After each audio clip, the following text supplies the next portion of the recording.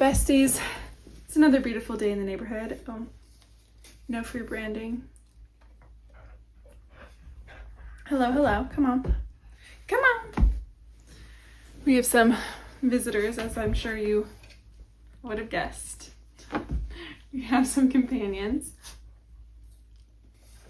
Potentially two. For now, one. There's potential for more, though.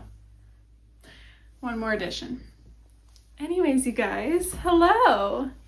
If you have clicked on this video, I'm guessing that you are a beginner reader or you're just part of this channel and you're here to spend some time with me. Thank you so much either way. I'm so excited about this video. Clearly, reading is one of my greatest passions in life, and if you are just finding reading, just starting to get into it, there is so much for you to find and love.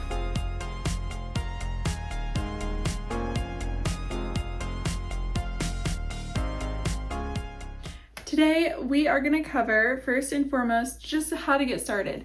Ground level, base level, what we're doing. Next, we're going to talk about what books to choose now that we're getting started, where to get these books, how to make reading a true habit in your life, and finally, those little bonus goodies that just make reading extra delicious that you don't have to have, especially when you just start, but that might make it more enjoyable for you. So without further ado, get yourself a glass of water. I know you haven't had one today.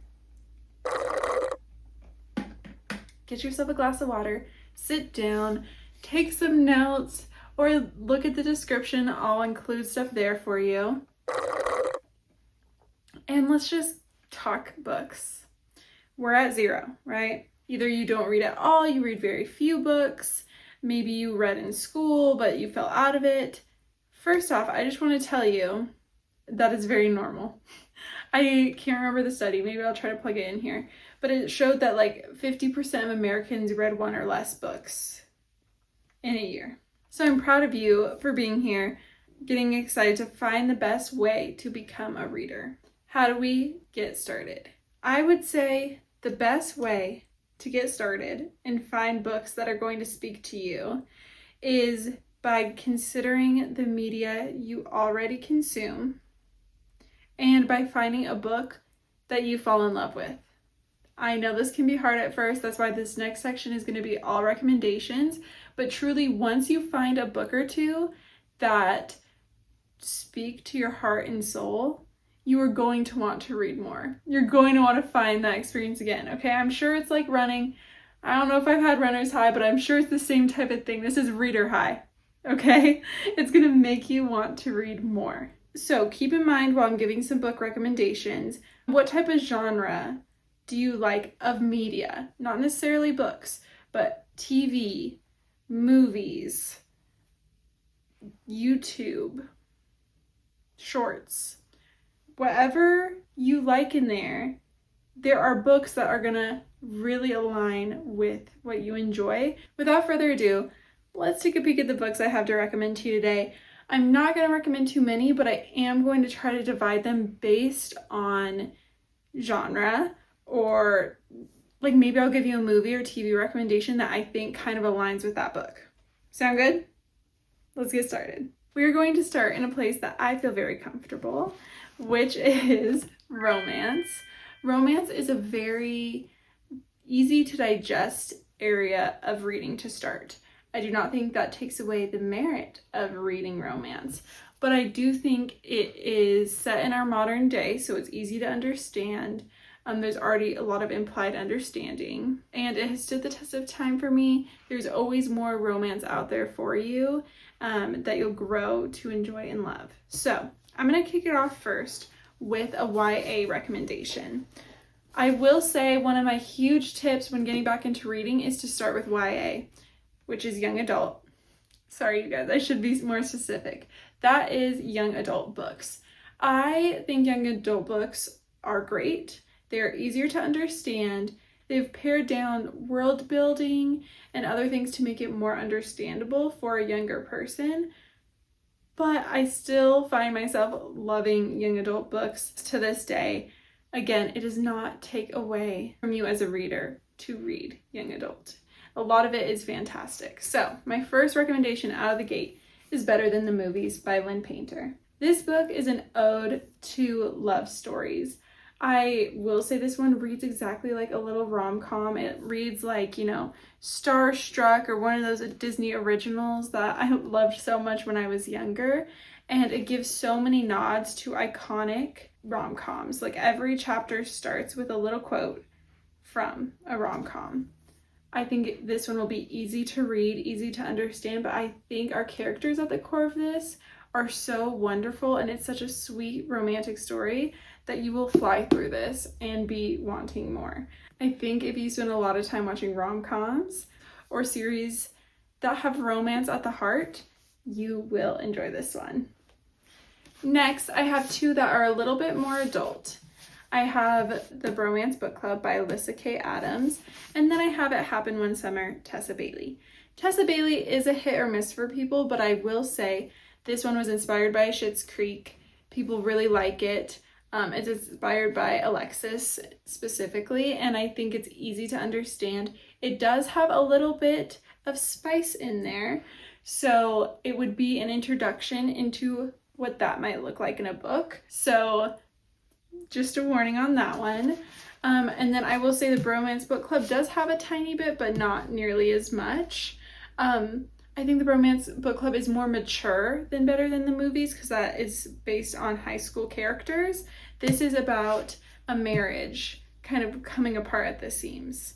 So I think they are both lovely, obviously, because I'm recommending them to you, but those are some romance ideas to get you guys going in the genre. Next, we're going to dig into some fantasy romance. I do believe fantasy romance is a bit more digestible than normal fantasy for the most part. I have two series to recommend for you.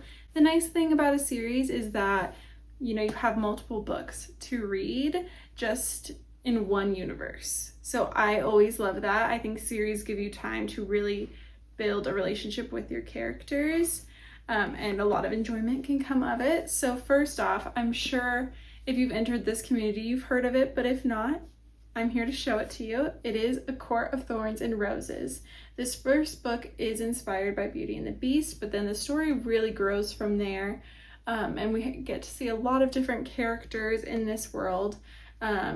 They are fae, so they're like fairy characters with wings, but they're hot. Take that as you will. This got me back into reading in college. These ones do have a lot more spice in them, but they also have interesting characters. I think her world is very fleshed out, and the first three I really enjoyed, and I think it's a perfect place to start if you are curious about some fantasy romance. This is kind of like the root of fantasy romance. If you like this, you're gonna like more, and there's more where this comes from. So great introductory one. The other series I'd like to mention is Once Upon a Broken Heart by Stephanie Garber. This is a trilogy. It does come after another series she wrote. I did not read that series. I just read this one because it seemed a little more interesting to me. But this one really gives a great nod to girls and boys who loved fairy tales when they were younger. I love everything about this kind of world. It's so mystical and magical, and we have very interesting immortal characters. This is a great pick. I will say the third book made me disappointed, but it's all worth it to read book two. Book two is amazing in this series. I'm going to give a couple thriller recommendations, and I feel like I really should have started with those, but we're almost working towards my favorite books, so we'll do it that way.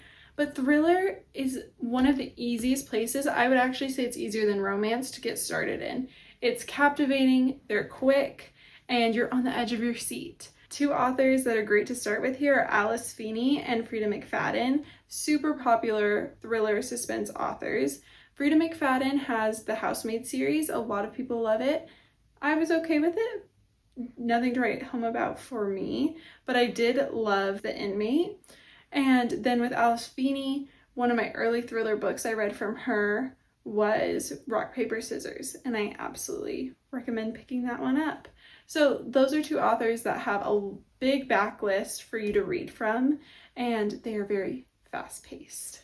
Now, if you, like myself, are a Nancy Drew girl, I've got a little series for you. It is YA. It is the Truly Devious series by Maureen Johnson. I have loved this series. I believe there are 5 books in it now. I think there was maybe one that I did not like in the series, but besides that, the rest have been so fun. I do think if you grew up with Nancy Drew, if you read them when you were young, have watched it later, I love a strong-willed female detective, so they are so fun. Obviously name drop too as well to Holly Jackson and her A Good Girl's Guide to Murder series. And if you want just a standalone from her to get started, 5 Survive was a favorite of mine. So some mystery thriller ones for you. If you like Criminal Minds, you should definitely try out The Naturals. You guys, there's so much out there for you, and I don't want to give you too many recommendations up front so that you get overwhelmed. Okay, so we'll move on. But drop a comment below if there's something that you want a very specific recommendation for. I'm here to help you, and I have so many videos here to help you in the future. So I'm going to close it out with 2 books that I would recommend to anyone. They're 2 favorites, I would say with my whole chest, 6-star reads, better than the rest. And those books are The House in the Cerulean Sea by T.J. Klune and The Girl Who Fell Beneath the Sea by Axie, Elle. These ones have fantasy elements to them. They are very enjoyable. I think they discuss more about life as a whole. They're very lighthearted at some points. There are obviously valleys to the mountains, you know, to the great parts, but I think these are wonderful reads. They really are immersive and amazing. I think they're well worth your time. So I've shown you many a book, and now you're probably wondering, where do I get these books? So my recommendation, especially when you are starting a new hobby that you're not sure exactly what kind of books you like yet, would be the library. I am going to make a full video about how to use your library to the full capacity. I didn't want to include all of that here. I feel like it's a lot of information to throw at y'all. I know you can handle it, okay, but maybe I can't. So I'm going to make a video more in depth about the apps you can get, about how to put books on hold, more just learning how to utilize your library to its full potential. That is where I'd start, with a library card. And then after that, I think resale sites or thrift stores or Facebook Marketplace to pick up some books to own. I will say consumerism touches every part of our lives, and the book space is no exception. And it's great to own books and love books. But it is also a hobby that you can do without having to spend hundreds of dollars. My last note here would be to try and buy from local bookstores. Following that, probably Barnes & Noble if you have one near you, and try to avoid ordering online from big stores. I think we all know what I'm talking about. Or even places that have a bullseye associated. You can research to your own heart's content, but I think it's important to support places that care a lot about their customers and people who really care about books, and spaces that are built for readers. Okay, you guys, you've been doing beautifully. Have you been taking notes? Do you feel like you've enjoyed? If you have, you're allowed to like. The video's not quite done. I have some more to give you, you know, but don't forget the like button is there right by the subscribe button. No pressure at all. But I'd like to see your face again. So let's finish by talking about some habits to make you a reader and some extra little goodies that might make the reading experience just that much better. So I don't think there's any secret way to read more. I know that's unfortunate. I wish I had the big secret to change your life forever. But to read more, it has to become a daily practice for you. And I think that's just like anything else. That's like exercise. That's like cooking more.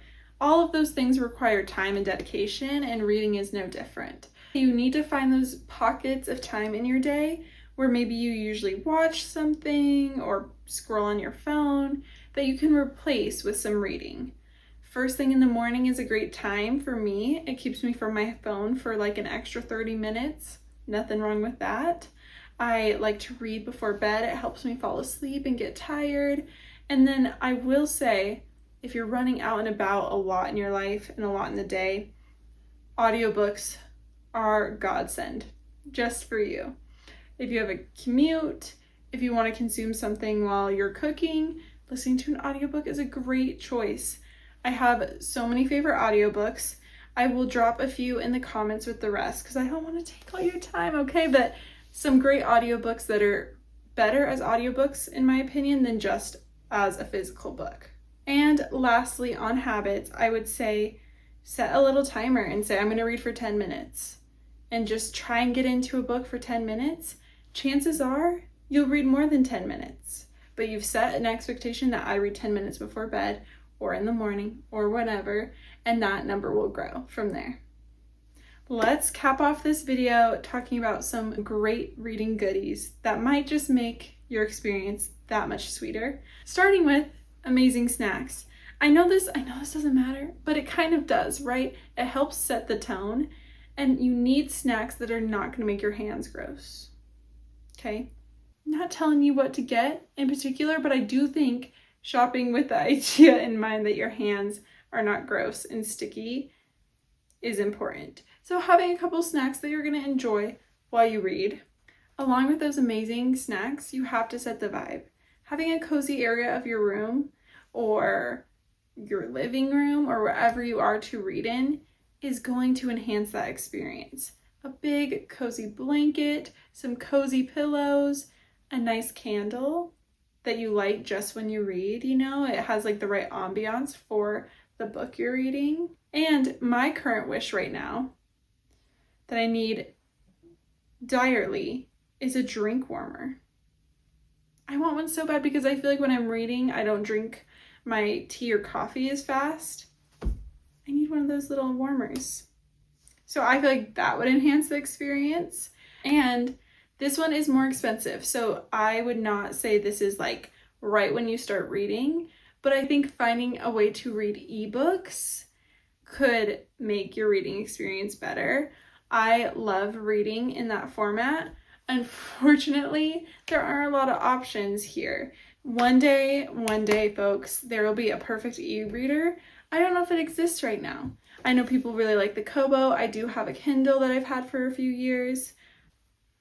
I hope one day we find that perfect solution. But an e-reader is a great way to read more for typically less money, and you can still use your library with your e-reader.